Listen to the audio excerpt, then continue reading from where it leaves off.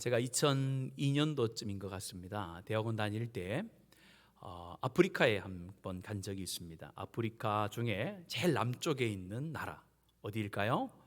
남아프리카 공화국입니다. 거기에 가서 제가 큰 도전을 받은 역사의 스토리를 한번 듣게 되었습니다. 어떤 내용이냐면요, 이 남아프리카 공화국은 거기는 제도적인 인종차별 정책이 1948년부터 1994년까지 실제로 있었던 나라입니다. 1948년부터 1994년입니다. 1994년이면 얼마 되지 않은 때입니다. 그때에 아파르테이트라는 이 인종을 차별하는 정책을 펼쳤던 나라입니다. 백인 소수의 집단이 다수의 흑인들의 노동력을 착취해서 남아공에서 제일 많이 나는 금과 다이아몬드를 캐는데 그들을 이용한 것이죠. 1948년도 국민당이 정권을 잡으면서 아파르테이트라는 이런 정책을 펼치고 그 정책 때문에 흑인들이 굉장히 고통을 많이 당하게 됩니다. 이 국민당에서 내건 흑인들과 백인들의 이 차별을 제도화하는 정책이 30가지나 되었습니다. 그 중에 제가 몇 가지만 말씀을 드리겠습니다. 먼저는 인종분리예요. 인종분리는 무엇이냐면은 모든 국민을 백인과 흑인과 유색인종과 인도인으로 나눕니다. 그래서 각 인종은 법적으로 분리된 삶을 살아야 된다. 그러니까 분리된 삶을 산다는 것은 같은 학교라든지 같은 병원이라든지 같은 공공관설을 사용하지 못하는 거예요. 백인이 사용하는 학교와 또 병원과 공공시설이 있고, 또한 흑인이 사용하는 또 학교와 공공시설과 병원이 있고 다 다르게 사용을 해야 된다라고 하면서 실제로 그게 다야로 따로따로 사용을 했습니다.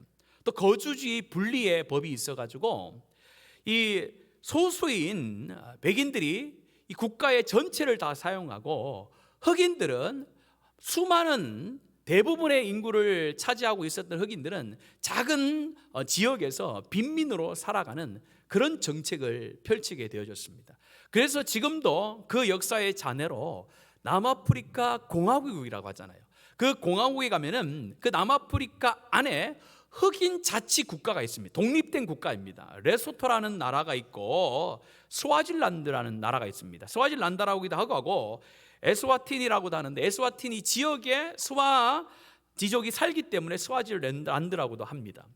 이처럼 지금도 흑인 자치구역에서 정 빈민처럼 살아가는 그런 흑인들이 수없이 많이 존재하고 살아가는 것이 남아프리카 공화국의 현실입니다. 지금도 그런 안 좋은 역사에 영향력이 미치고 있다는 겁니다. 그리고 정치적인 권리를 완전히 박탈했습니다. 참정권도 없고 투표권도 없었습니다. 그러니까 이 남아프리카를 다스리는 공화국을 다스리는 지도자는 누구만 될 수 있다는 겁니까? 백인들만 될 수 있다라는 것입니다. 또한 교육과 노동력에도 차별을 두어가지고 흑인들은 고등교육을 시키지 않았어요. 그래서 부족들이 시킬 수 있는 낮은 교육만 시켜가지고 이 아이들이 자라도 대항하지 못하도록 그렇게 법적으로 정책적으로 만들어 갔습니다. 그런데 그런 것이 사회적으로나 국제적으로 많은 비난이 옵니다. 그래서 영국 연방 안에 원래 이 남아프리카 공화국이 있었거든요. 그래서 영국에서도 사람들이 그렇게 하면 안 된다, 지금 이 시대에 무슨 인종차별 정책이냐 하고 항의하고 했더니 이 남아프리카 공화국이 1961년도에 그 영국 연방에서 떨어져 나와서 생긴 나라가 우리가 지금 이름을 부르고 있는 남아프리카 공화국이 된 겁니다. 남아프리카 공화국을 이루고 있는 백인들의 인종들을 보면 영국계가 있고 제일 많은 사람들이 네덜란드계입니다. 네덜란드와 영국에서 17세기에 이 식민지 정책을 펼치면서 그들이 이 땅을 점령하게 되어지고 그곳에서 살게 되어졌거든요. 그래서 우리 이 전 세계에 언어가 많지만요, 이 남아프리카 공화국만 쓰는 언어가 따로 있습니다. 영어 아닙니다. 독일어도 아니고 네덜란드 화란어도 아니에요. 아프리칸스라는 특이한 언어를 사용하는 나라가 남아프리카 공화국입니다.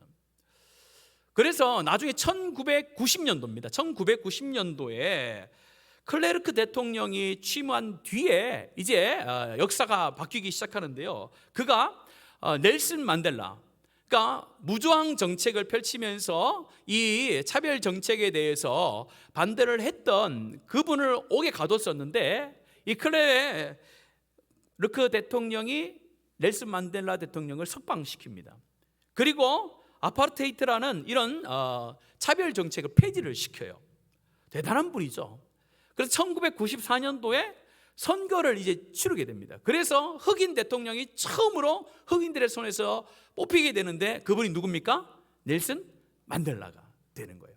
자, 이제 여기까지는 역사입니다. 그런데 중요한 것은 우리도 알다시피 이제 정권이 바뀌게 된 거예요. 정권이 바뀌고 백인들이 다 대통령을 하고 다 이끌어가다가 흑인 대통령이 이제 뽑히게 된 겁니다. 자, 그러면은 우리나라 같으면 어떻게 합니까? 과거를 싹 청산하잖아요. 그러니까 청산할 게 얼마나 많겠습니까? 그래서 위원회를 구성하는데 진실과 화해위원회라고 하면서 TRC라는 그런 위원회를 만듭니다. 위원회를 만들어서 과거의 범죄를 고백하는 것을 이렇게 다른 사람에게 권장하면서 과거의 상처들을 치유해 나가고 있는데, 그 TRC라는 위원회에서 모토로 삼은 말이 대단한 말입니다. 제가 말씀을 드립니다. TRC에서 그들이 이 과거를 청산하면서 모토로 삼은 슬로건이 뭐냐면은 용서 없이 미래는 없다. 여러분, 대단하지 않습니까, 여러분들? 대단한 사람들이에요. 용서 없이 뭐는 없다고요? 미래는 없다. 1948년부터 94년도까지 노예로 살았던, 노예 정책 때문에 그렇게 피해를 받고 살아서 이제 그걸 청산해야 되는데, 우리 같으면 어떻게 하겠습니까? 흑인들은 84%고 백인들은 16%밖에 안 돼요, 인구가. 그럼 어떻게 합니까? 흑인들이 백인들을 다 죽일 수도 있잖아요. 그렇게 하지 않았다는 거예요. 그래서 역사에 기록하기를 이 남아프리카 공화국이 이 사람을 차별하는 노예 제도를 없애는 데 있어서 이 TRC라는 이 위원회가 용서 없이는 미래가 없다라는 그 슬로건을 걸고 했기 때문에 그나마 지금 남아프리카 공화국이 이 정도가 될 수 있다라고 평가를 내리고 있더라고요. 참, 이걸 보면서 참 아쉬움이 듭니다. 자, 우리나라도 좀 그렇게 됐으면 좋겠다는 생각이 좀 들어요. 군사 독재 시대가 끝난 지가 언제입니까, 여러분들?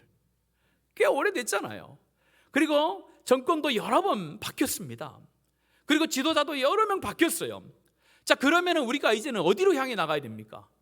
과거 청산에만 머물러 있는 것이 아니라 미래를 향하여서 발걸음을 내디뎌야 되는 거예요. 모든 국민들이 함께 한 마음으로 미래를 향하여 달려나가는 그런 나라가 되어야 되는데, 우리나라는요, 과거에 얽매여 있는 부분들이 너무나도 많다 보니까 참 아쉬움이 많이 듭니다.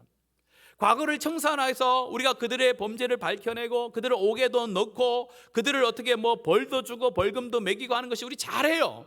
잘하는데 그것이 10년, 20년, 30년이 지났음에도 불구하고 우리나라는 이 시대의 흐름 속에 우리가 따라가면서 부흥하고 발전하는 나라가 되기보다는 시대의 흐름 가운데 계속해서 뒤처지는 그런 모습들이 실제로 이 나라 가운데 많이 일어나는 것을 보면서 참 우리 교회가 이 나라를 위해서 기도해야 되겠구나. 정말로 이 나라가 과거에 얽매이지 않고 미래를 향하여 나아갈 수 있도록 기도해야 되겠구나. 그런 사명이 있다는 것을 계속해서 절감하게 됩니다. 저와 여러분이 기도할 때에 이 나라가 어디에 얽매이지 않고요? 과거에 얽매이지 않고 어디를 향하여? 미래를 향하여 정말로 나아갈 수 있는 나라가 될 수 있도록 그런 정치와 그런 문화들이 이 땅 가운데 계속해서 편만해지도록 기도하는 저와 여러분 되기를 간절히 원합니다. 이것은 국가뿐만이 아니에요. 개인도 마찬가지예요. 개인의 삶도 과거의 상처라든지 과거에 얽매이기 시작하면요, 우리가 미래를 향하여 나아갈 수가 없게 됩니다. 교회도 마찬가지죠. 교회도 과거에 얽매여 있으면 미래를 향하여 꿈꾸고 미래를 향하여 달려가는 것이 우리가 늘 부족하다는 것을 깨닫게 됩니다. 과거는 과거로부터 배울 것은 배우고 그 과거는 현재에 묻어두고 어디를 바라보며 나가야 됩니까? 미래를 보며 나가야 되는 것이 교회인데, 우리가 하나님께서 주신 미래의 그 청사진과 미래의 사명에 관심이 없고 현재와 과거에만 관심이 있다면 우리도 똑같이 미래를 향하여 나가는 것이 아니라 과거의 발목을 맺혀서 살아갈 수밖에 없게 되는 것입니다. 시대가 가면 갈수록 아마 여러 병들이 많이 생기는데 그 중에서도 급격하게 많아지는 병이 무슨 병이냐면은 이 정신과 관련된 질환들이 많아지고 있습니다. 급격하게 늘어나는 거예요. 우울증이라든지 정신질환 같은 질병들이 육체의 질병보다 훨씬 더 이 증가율이 높아지고 있습니다. 그래서 제가 한번 조사된 것을 한번 봤거든요. 우리나라에서 이것은 그냥 설문조사를 한 게 아니라 우리나라의 정신질환을 담당할 수 있는 그런 병원에서 통계를 냈는데 2018년도보다 2022년도 기준 2018년도에서 4년이 지난 22년도에 우울증으로 진료받은 인원의 어떤 증가율이 어느 정도 되냐면요 33%가 증가했대요. 33%는 얼마나 높은 겁니까? 여러분? 3%가 아니에요. 4년 만에 이 우울증이라든지 정신질환으로 진료받은 사람이 33%나 늘었대요, 여러분들. 아마 제가 생각하기로는 시대가 가면 갈수록 훨씬 더 이 정신질환으로 고민하고 고통받는 사람이 많아질 것이라는 생각이 듭니다. 그래서 남성과 여성 중에 어느 분들이 더 정신질환을 많이 겪을까요? 그렇죠. 우리 남자 성도님들은 여자 성도님들에게 잘하시기 바랍니다. 여성은요 67.4%고 남성은 32%래요. 한 2배 정도 차이가 나는 거죠. 근데 제가 이 세 번째 조사에서 깜짝 놀랐습니다. 그러면 여러분들 연령대별로 이런 정신질환과 우울증을 겪는 세대가의 1위가 어디일까요? 연령대로 봤을 때 50대, 60대 같습니까? 제가 깜짝 놀랐습니다, 여러분들. 제가 보니까 20대가요 18.6% 제일 높아요. 20대 아이들이 정신질환으로 진료받는 가장 높은 비율을 차지하고 있어요. 그 다음은 어디일까요? 30대예요. 그 다음이 60대입니다. 그 다음이 40대, 50대, 70대, 80대 이렇게 들어가요. 자, 이걸 보면서 야, 우리 교회가 이 다음 세대의 젊은이들 20대, 30대들을 우리가 양육하고 가르치면서 야, 이거를 꼭 기억해야 되겠다는 생각이 제 마음속에 들었습니다. 야, 이 사람들 우리가 생각할 때 어른들이 이 20대와 30대를 바라볼 때 어떤 마음으로 바라봅니까? 아무것도 모르는 아이들. 그냥 못 모르고 그냥 열심히 사는 아이들. 자기 하고 싶은 대로 살면서 참 저러면 안 되는데 이렇게 살아가는 아이들로 우리가 보통 보잖아요. 근데 실제로 그들의 마음속에는 뭐가 있는 거예요? 수많은 마음의 상처들로 인해서 마음을 열 수 없는 그런 질병과 역경 속에서 다 살고 있다는 거예요. 점점점 개인주의가 되어가면서 누구와 이야기할 수 없고 누구와 또 이야기를 나누면서 회복되어질 수 있는 기회가 점점점 사라지고 있는 20대와 30대 아이들이 실제로 우울증과 정신질환의 고통을 받으며 살아가고 있다는 겁니다. 겉으로 보기에는 건강한 청년이요, 겉으로 보기에는 젊은 청년이지만은 속에는 뭐가 있다는 거예요? 마음의 상처로 인한 질병으로 힘들어하고 애통해하고 있다는 거예요. 야, 교회를 다스리고 지도하는 사람들이 이거를 알아야 되겠구나. 그래서 그들을 향해서 뭘 하지 말아야 되겠다고요? 뭐라고 하지 않아야 되겠구나. 교회에서도 뭐라고 안 되겠구나. 그들을 이해해주고 그들의 삶의 형편과 시대 속에서 제외되어지고 시대의 흐름을 쫓아가지 못함으로 다가오는 그런 좌절감과 어려움들을 교회에서 함께하고 세워줄 수 있어야 되겠구나라는 마음이 많이 듭니다. 그 중에서도 여러 가지가 이유가 있지만요, 이 용서라는 부분도 이 정신질환을 일으키는데 중요한 어떤 요인을 차지하더라고요. 요즘 시대는요, 용서하지 못한 시대가 됩니다. 자기 중심적인 삶을 살다 보니까 자기하고 다른 모든 사람들이 다 틀린 게 되는 거예요. 그러다 보니까요, 자기하고 다른 사람이 만나서 이 생활을 하면서 자기하고 다른 모습이 있으면요, 그 사람하고 자기하고 안 맞는다는 생각을 가지고 그 사람으로부터 다가오는 여러 가지 모습들과 상처들을 자기가 받았을 때에 용서하지 않고 그냥 지나가는 거예요. 그러다 보니까 우리 마음속에 그 용서하지 못하는 화가, 분노가 계속해서 쌓이는 거예요. 그러다 보면요, 그 용서하지 못한 분노와 화는요, 다른 사람을 죽이지 않습니다. 누구를 죽입니까? 나를 죽이는 거예요. 내 안에 들어와 있는 악한 뿌리들, 악한 마음들은요, 다른 사람을 죽이기 전에 자신을 죽이거든요. 그래서 위험성이 있는 거예요. 오늘 말씀해 보면요, 요셉이 나옵니다. 요셉을 생각해 보면요, 요셉은 10대와 20대를 어떻게 살았어요?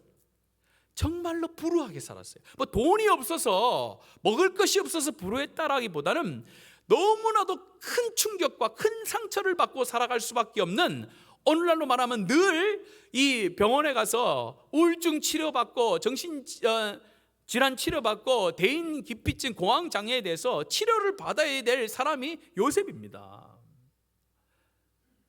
그 요셉. 그런데 요셉은요, 그렇게 살지 않았어요. 요셉은요, 과거의 상처에 얽매이거나 과거의 그 실패의 자리에 머물러 있는 것이 아니라 하나님이 주신 미래를 보며 살아갔던 사람입니다. 그가 아버지와 함께 있을 때에 그에게 보여주셨던 그 꿈, 이 두 가지의 꿈을 항상 기억하면서 그날이 나에게 올 것이다 라는, 하나님이 그렇게 인도해 주실 것을 믿으면서 이 과거의 상처들에 얽매이지 않고 미래를 보며 늘 살아갔던 사람이 요셉이라는 사람입니다. 그와 반대로 이 요셉을 팔아넘겼던 형들은 어떻게 살았을까요? 늘 죄책감 속에 살았어요. 과거의 상처에 콱 얽매여서 살았던 사람들이 형들입니다. 그 형들은 요셉을 만나서 요셉이 너무나도 많은 것을 주었음에도 불구하고, 많은 혜택을 주었음에도 불구하고 누리지 못하고 늘 두려움 속에 살았습니다. 바로 과거에 묶인 자의 삶이 이렇다는 거예요. 과거에 묶인 삶을 살아가는 사람은 미래로 나아가지 못하는 거예요. 과거의 두려움과 과거의 실패 속에 머물러 있는 사람은 현재의 삶을 두려움 속에 살고 미래를 볼 수 없는 그런 삶으로 바뀌게 된다는 겁니다. 얼마나 아쉽습니까? 트라우마라는 것이 있습니다. 여러분들 트라우마가 있습니까? 이 트라우마라는 뜻을 살펴보면은 뭔가 자기에게 큰 충격을 줘서 다음에 그것을 다시 만났을 때에 두려움이 오거나 그것을 할 수 없게 되는 그런 상황을 트라우마라고 보통 이렇게 표현을 하거든요. 여러분들에게는 어떤 트라우마가 있습니까? 없습니까? 잘 생각해 보면 있을 거예요. 저에게는 있습니다. 두 가지나 있어요. 두 가지. 첫 번째는요, 풍선에 대한 트라우마. 얘기 드렸죠. 어릴 때 풍선을 바깥으로 불어야 되는데 어떻게 불었다고요?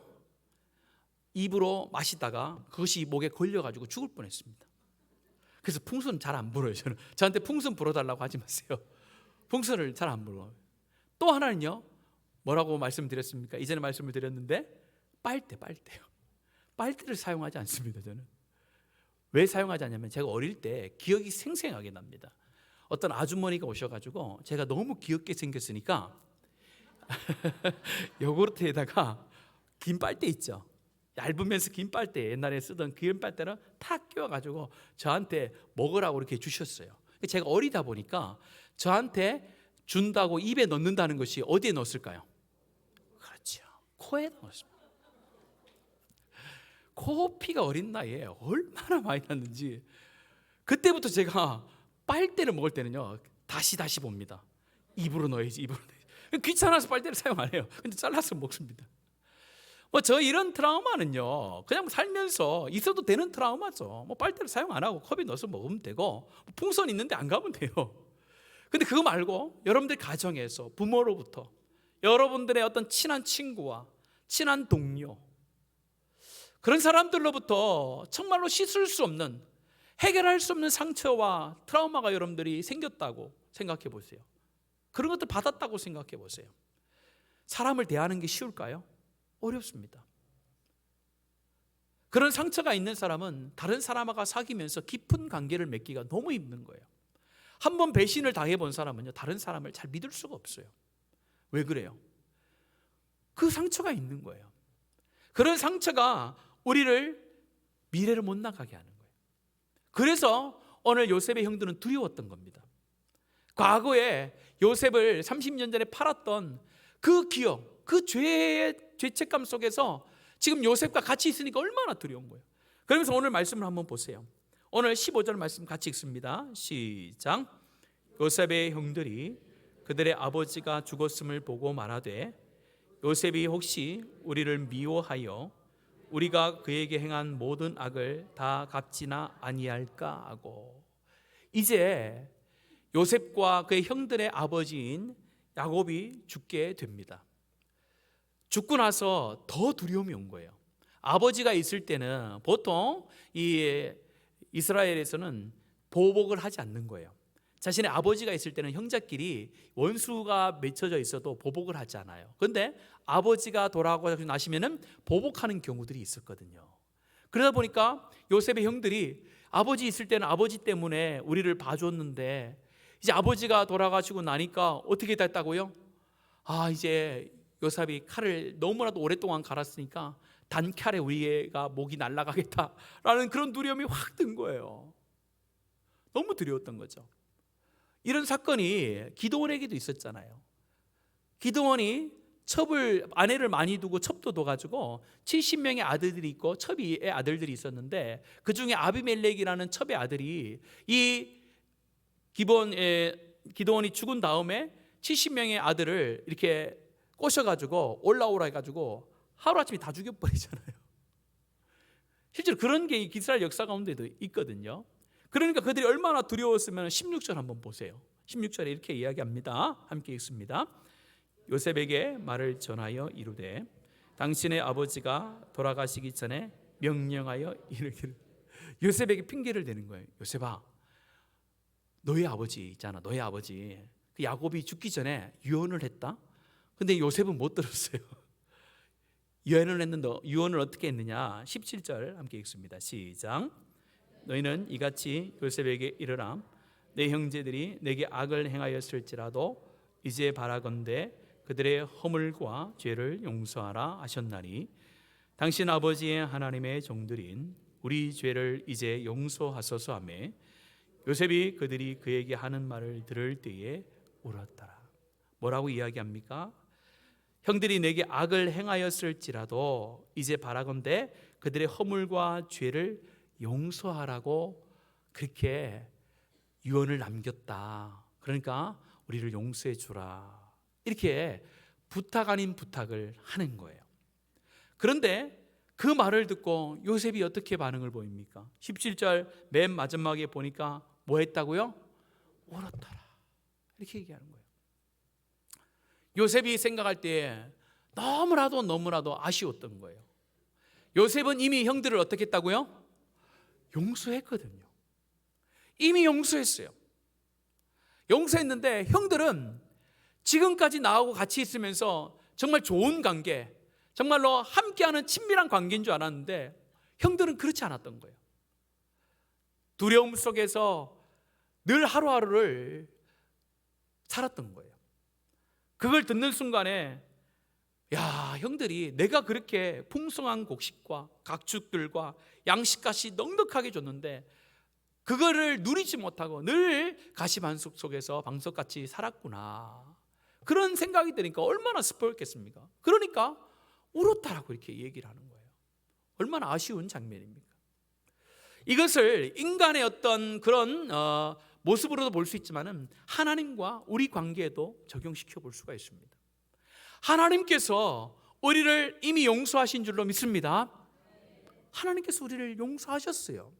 근데 우리는요, 여전히 우리가 가지고 있는 죄의 결과의 죄책감으로 두려움 속에 살아간다라고 보십시오. 그때 하나님께서 우리를 바라보시면 어떻게 하십니까? 오신다 이렇게 얘기하시죠. 얼마나 안타까우겠어요. 예수 그리스도를 통해서 이미 너희들의 모든 죄악들을 용서해 줬는데 그 용서함을 받은 자들이 용서함을 누리지 못하고 늘 두려움과 낭만과 실망 속에서 살아가는 인생을 살아가고 있다면 얼마나 하나님 보실 때 안타깝겠습니까? 이처럼 우리 하나님께서는 우리의 모든 과거의 죄를 이미 용서하신 줄로 믿습니다. 그 용서함을 가지고 하나님 앞에 나가는 저와 여러분들에게 간절히 원합니다. 그래야 하나님의 은혜를 누릴 수가 있습니다. 그 확신이 있어야 은혜를 누릴 수가 있다는 거예요. 억수같이 비가 내려도 이 장독대를 뒤집어 놓으면 어떻게 됩니까? 물이 그 안에 찹니까 안 찹니까? 안 차죠. 아무리 하늘에 은혜의 비가 내려도 내 마음속에 은혜를 받을 수 있는 마음의 그릇이 뒤집어져 있으면은 받을 수 없는 거예요. 뒤집어 놓는 게 뭐냐면요, 그것이 바로 내가 하나님 앞에 용서받았다는 확신이 없는 거예요. 그러면요, 우리가 하나님의 은혜를 받으려고 해도 은혜가 내 안에 들어오지 않는 겁니다. 하나님께서는 여러 말씀을 통해서 우리 가운데 확신을 주시고 계십니다. 함께 세 구절을 읽을 때에 믿음으로 읽었으면 좋겠습니다. 로마서 8장 제가 읽겠습니다. 그러므로 이제 그리스도 예수 안에 있는 자에게는 결코 정죄함이 없나니 이는 그리스도 예수 안에 있는 생명의 성령의 법이 죄와 사망의 법에서 너를 해방하였습니다. 믿으십니까? 아멘. 제가 죄와 사망의 법에서 너를 해방하였습니다 그러면 아멘으로 하답하시면 되겠습니다. 생명의 성령의 법이 죄와 사망의 법에서 너를 해방하였습니다. 해방됐다는 거예요. 고린도서 5장 17절 말씀, 우리가 잘 아는 말씀이죠. 그런즉 누구든지 그리스도 안에 있으면 뭐요? 새로운 피조물이라 이전 것은 지나갔으니 보라 새 것이 되었도다. 죄책의 과거에 머물러 있으면 하나님의 은혜가 오지 않기 때문에 이런 확신의 말씀을 주시는 거예요. 고로새서 1장 13절과 14절 말씀 같이 한번 읽겠습니다. 시작. 그가 우리를 흑암의 권세에서 건져내사 그의 사랑의 아들의 나라로 옮기셨으니 그 아들 안에서 우리가 속량 곧 죄사함을 얻었도다. 아멘. 그의 아들 안에서, 예수 안에서 우리가 속량 곧 죄사함을 얻었다라고 말씀합니다. 이미 속량을 받았다라는 것은 하나님으로부터 용서를 받았다라는 것을 말합니다.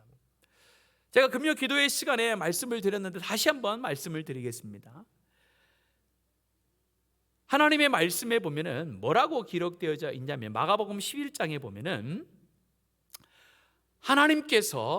예수님께서 베다니를 나와서 가실 때에 무화과 나무를 봅니다. 근데 무화과 나무에 잎이 무성한 거예요. 그래서 잎이 무성하니까 열매도 있겠구나라는 기대를 가지고 앞에 갔는데 뭐가 없었다고요? 열매가 없었던 거예요. 그래서 예수님께서는 열매 없는 그 무화과 나무를 그냥 지나간 것이 아니라 창조주로서 심판자로서의 예수 그리스도를 드러내기 위하여 선포합니다. 너는 앞으로 영원토록 열매를 맺지 못할 것이다 라는 그 저주의 말씀을 하고 떠나가요. 그날 아침에 가서 다시 봤더니 제자들이 깜짝 놀랍니다. 베드로가 깜짝 놀랍니다. 예수님, 이 무화과 나무가 다 말라 비틀어졌습니다. 말씀대로 되어지는 그런 역사가 일어난 거예요. 이 사건은 예수님께서 의도하신 뜻이 있다라고 했습니다. 무엇이냐? 그것은 바로 예수님께서 창조자도 되시지만 심판자도 되실 뿐만 아니라 지금 바리새인과 서기관들과 또 율법학자들과 제사장들과 이스라엘의 백성들이 하나님을 믿는 겉모양은 있지만은 뭐가 없기 때문에, 그에 따른 열매가 없기 때문에 내가 경고한다. 너희들한테 겉모양 가지고 나에게 나올 수 있는 거 아니야. 열매가 있어야 돼야 돼 라고 경고의 메시지를 지금 던지고 있습니다. 그러면서 뒤에 말씀해 보면은 23절부터 25절의 말씀해 보면은 그러면 예수님께서 어떻게 이 땅에 살면서 입만 무성한 자들이 아니라 열매를 맺는 자들이 될 수 있는가에 대한 방법을 가르쳐 주세요. 11장 23절과 24절 말씀 같이 한번 읽겠습니다. 시작.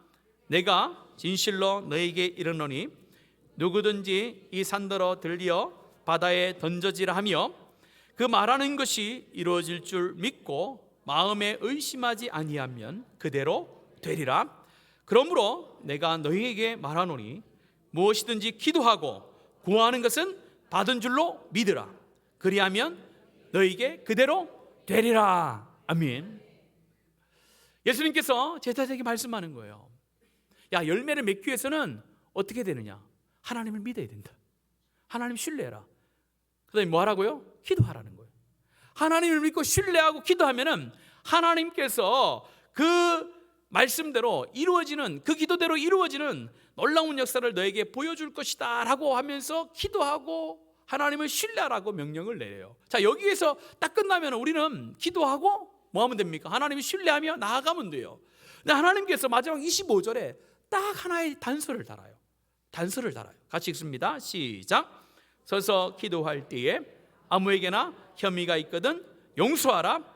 그리하여야 하늘에 계신 너희 아버지께서도 너희 허물을 사하여 주시리라 하시니라. 딱 한 가지 조건을 내미는데 용서라는 것을 예수님께서 말씀하세요. 서서 기도할 때, 유대인들은 어떻게 기도하나요? 서서 기도하니까 당연히 기도할 때에 아무에게나, 내가 기도할 때 평소에 말고 기도하는데 아무에게나 혐의가 생각나거든, 이란 표현이에요. 기도할 때에 갑자기 내가 용서를 해야 될 사람이 생각나거든, 아니면 내가 누군가에서 내가 용서를 구하고 받아야 될 사람이 내가 생각이 나거든. 그를 뭐요? 용서하고 용서를 받으라 라고 말합니다. 딱 한 가지 조건을 내미는 거예요. 그래야 하나님으로부터는 기도의 응답이 된다라는 거예요. 하나님의 나라의 비법, 법칙이라는 거예요. 기도할 때에 생각나는데 무시하거나 외면하면 안 된다는 거예요. 그거는 나하고 관계없는 거고, 기도는 내가 원하는 것 받아 누리면 된다라고 기도하면 안 된다는 거예요. 응답이 안 된다는 거예요. 무엇이 먼저라는 겁니까? 용서가 먼저라는 거예요. 이미 우리는 예수 그리스도를 통하여 하나님으로부터 용서받지 못할 죄인이 하나님의 용서를 받은 자인 줄로 믿습니다. 우리는 한량없는 하나님의 사랑과 용서하심으로 죄로부터 해방되어져서 용서되어진 자로 살면서 하나님을 섬기는 거예요. 그러니까 우리는 이미 하나님의 용서를 받은 하나님의 사람들이에요. 자, 그럼 하나님께서 우리 가운데 요구하시는 삶은 무엇이 됩니까? 그것은 당연히 그 용서를 받은 대로 너희들도 살면서 뭐 하는 거예요? 용서하라. 이제 너희 차례라는 거예요. 너희 차례라는 거예요. 용서를 받았는데 용서하지 않으면 내가 그것을 너무 마음 아파한다라는 거예요. 왜 하나님의 용서가 그렇게 중요합니까? 그것은 독생자 예수 그리스도가 그 용서의 제물로 드려졌기 때문에 그렇습니다. 맞잖아요. 하나님이 말로 그냥 용서했으면요 그렇게 중요하게 여기지 않았을 거예요. 그런데 말로 용서하는 게 아니잖아요. 실제로 하나님의 본체시나 그와 동등됨을 취할 것을 여기 아니하시는 예수 그리스도의 순종함을 통하여 그 순종이 이 땅 가운데 독생자 예수 그리스도를 오게 하시고 완전한 인간과 완전한 신으로 와서 죄인된 우리의 죄를 짊어져 십자가에 죽게 하시기까지 우리를 사랑하셨잖아요. 그 하나님의 사랑하심과 하나님의 포기하심으로 우리가 죄사함을 받고 구원함을 받고 뭘 받았어요? 용서함을 받았다는 거예요. 그것이 우리의 마음속에 충만히 임하면요 우리도 다른 사람을 용서할 수 있는 하나님의 성령의 능력이 생기는 줄을 믿습니다. 이 용서는요 내가 마음에 용서해야지 된다고 되는 것이 아닙니다. 가장 중요한 것은 누구로부터 오는 용서가 내 마음에 충만해야 됩니까? 하나님으로부터 오는 용서함. 내가 하나님으로부터 용서받은 죄인이라는 것을 내 마음속에 감격하고 내 마음속에 깨닫고 충만케 되어지면요 우리의 삶 속에 자연적으로 드러나요. 내가 미워했던 사람들, 내가 싫어했던 사람들을 향하여 내가 긍휼의 마음이 생기는 줄로 믿습니다. 그 긍휼의 마음이 있어야 내가 다른 사람에게 충고를 하든 그 다른 사람에게 용서를 구하든 그것이 좋은 관계로 세워지는 거예요. 저와 여러분 가운데 하나님 주신 용서의 기쁨과 용서로 충만케 되어지는 역사가 있기를 원합니다. 이제는 우리 차례예요. 그걸 가지고 용서함으로 나아가기를 원합니다. 그러면요 하늘로부터 오는 평안, 기쁨, 이 세상에서 결코 경험할 수 없는 정말로 하나님이 준다라는 그런 놀라운 기쁨과 그런 희락과 평안이 우리 가운데 임하는 줄로 믿습니다. 그걸 경험해야 돼요. 그걸 경험해야 세상이 파도와 요동치는 풍랑 속에서 흔들리지 않을 수 있습니다. 결코 그 어떤 것으로 흔들리지 않는 하나님의 평강과 기쁨이 우리 가운데 오는 것은 그 하나님의 용서함 가운데 거하는 거예요. 얼마나 좋습니까, 여러분들? 세상은 변하고 사람들도 변하고 세상은 악하여져 가고 힘들어져도 나는 누구로 인하여? 하나님으로 인하여 기뻐하고 즐거워한다는 거 얼마나 즐겁습니까? 그걸 보면 세상 사람들이 어떻게 생각하겠어요? 야, 교회 한번 가야 되겠구나. 나도 교회 가야지. 어떻게 저 사람은 저렇게 어려운 상황과 힘든 역경 속에서도 저렇게 기뻐하고 행복할 수 있을까? 사람이 주는 게 아니잖아요. 세상이 주는 게 아니잖아요. 그런 평안과 기쁨을 누릴 수 있는 용서의 마음이 우리 가운데 충만케 되어지기를 예수님의 이름으로 축복합니다. 자, 이제 요셉이 어떻게 형들을 용서해 주셨을까요? 오늘 말씀에 잘 나와요. 19절부터 잘 나옵니다. 우리 19절 말씀 같이 읽겠습니다. 19절입니다. 시작. 두려워 내가 하나님을 대신하리까. 뭐라고 말합니까? 내가 누구를 대신하리까? 하나님을 대신하리까. 요셉이 형들을 용서할 수 있었던 것은 요셉이 성격이 좋아서 그런 게 아니에요. 성품이 원래 용서하는 성품이라서 그런 게 아니라 하나님의 섭리에 대한 확신이 있었던 거예요. 오늘 20절 말씀 읽겠습니다. 시작. 당신들은 나를 해하려 하였으나 하나님은 그것을 선으로 바꾸사 오늘과 같이 많은 백성의 생명을 구원하게 하시려 하셨나니. 뭐라고 말씀합니까? 당신들은 나를 해하려 하였으나, 맞잖아요. 사실이잖아요. 하나님은 그것을 뭘로 바꾸셨다고요? 선으로 바꾸사 오늘과 같이 많은 백성의 생명을 구원하게 하려 하셨습니다. 이것이 하나님이 나를 향한 계획이었습니다. 하나님의 섭리에 대한 확신이에요. 하나님의 섭리에 대한 확신. 그 확신이 있었기 때문에 형들에 대해서 복수하지 않고 용서할 수 있었던 것입니다. 저는 보면서 좀 의문이 좀 들었어요. 왜 형들만 용서하는 장면이 나왔지? 또 용서하고 아니면 복수해야 될 대상들이 또 있죠. 성경에. 누굽니까? 보디발의 아내, 여러분들 기억 안 나십니까? 보디발 집에서 열심히 일하고 있는데 누명을 씌웠잖아요.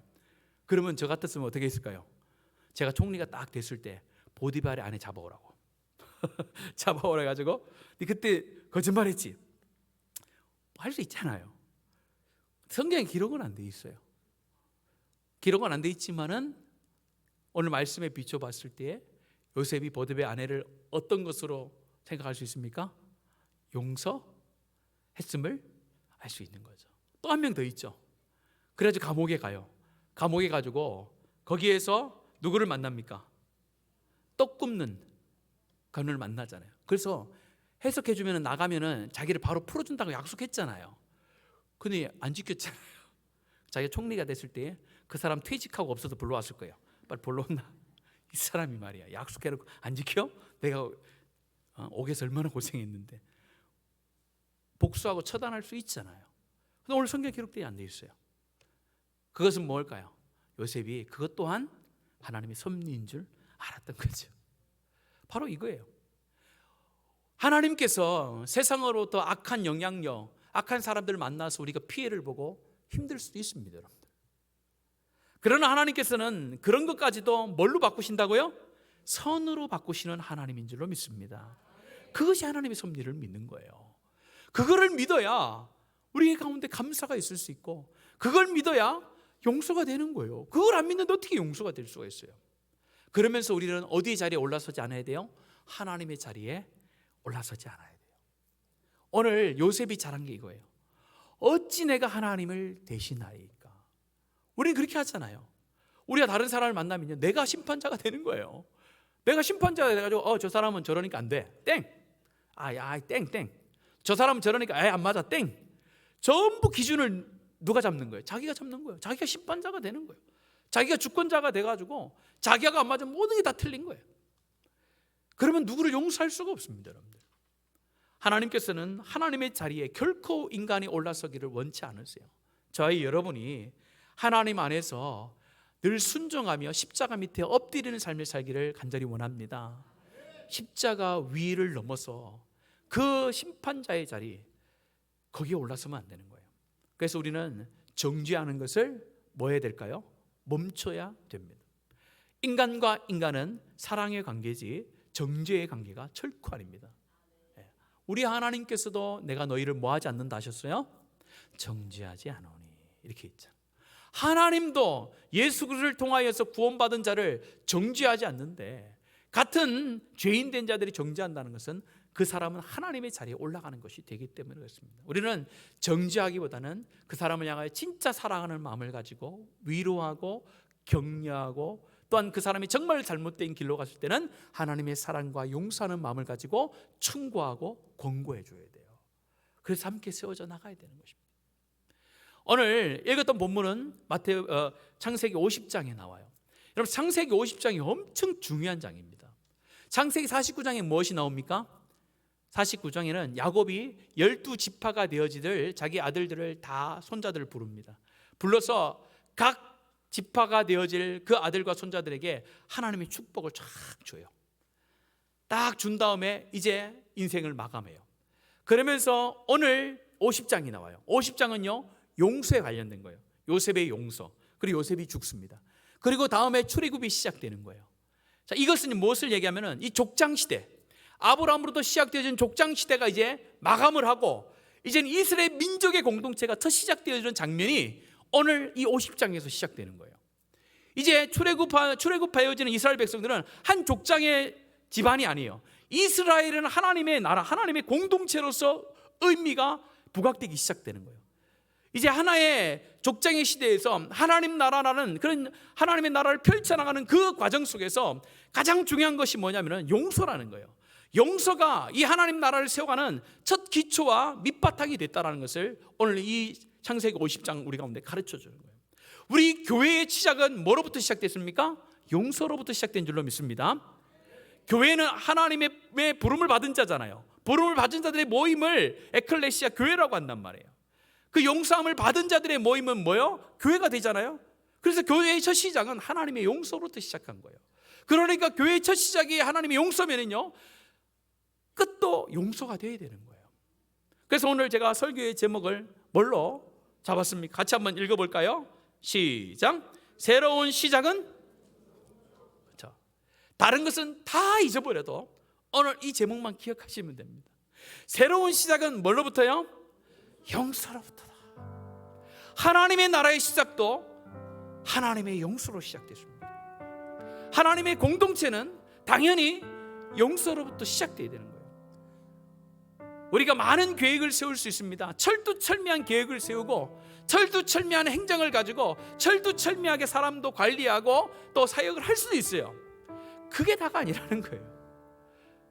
조금 부족한 것이 있어도 됩니다. 조금 연약한 것이 있어도 돼요. 그런데 반드시 있어야 될 것이 있어요. 그것은 바로 용서하는 마음인 줄로 믿습니다. 여러분 기도할 때에 기억나시는 사람이 있으면요 하나님 기도하세요.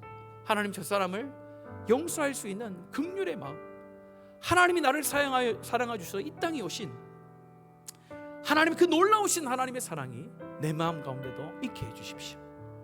그래서 사람의 마음으로 용서하는 것이 아니라 하나님의 마음으로 그에게 용서를 받을 수 있고 할 수 있는 그런 사람 되게 해주십시오. 그렇게 되면요 우리가 조금 부족해도 됩니다. 많이 부족해도 됩니다. 왜요? 하나님은 능력을 주실 수 있는 분이잖아요. 하나님은 물질도 주실 수 있는 분이잖아요. 하나님은 우리가 가지고 있는 능력과 물질에 따라 우리를 사용하는 게 아니라 내가 원하는 모습이 너희들 가운데 있느냐, 너희들 가운데 하나님의 사랑으로 함께하고 있느냐, 하나님의 사랑으로 서로를 인정하며 용서하는 삶을 살고 있느냐, 그럼 내가 너희를 도와주겠다, 내가 너희를 인도해 주겠다라고 약속하세요. 그래서 여러분들 마음속에 정말 하나님의 사랑으로 용서할 수 있는 그런 하나님의 마음, 그런 마음이 넘칠 수 있도록 기도하시고, 우리가 그런 마음을 가지고 서로를 대할 때에 어떻게 되겠어요? 서로 안아주고 위로해주고 눈물을 흘려주고, 그럴 때 하나님의 교회는 하나님의 기쁨이 되어지고 하나님의 놀라운 역사와 하나님의 기쁨의 역사가 넘쳐나게 되는 줄로 믿습니다. 그런 교회 될 수 있도록 2025년도를 기도했으면 좋겠습니다. 2025년도는 다른 것이 아니라 우리 용서하자. 과거의 삶은 다 지나갔다. 우리 하나님의 사랑으로 용서하며 함께 세우자라는 공동체를 만들어보자. 그런 마음이 우리 교회 모든 성도들 가운데 충만케 되어지기를 예수님의 이름으로 간절히 축원합니다.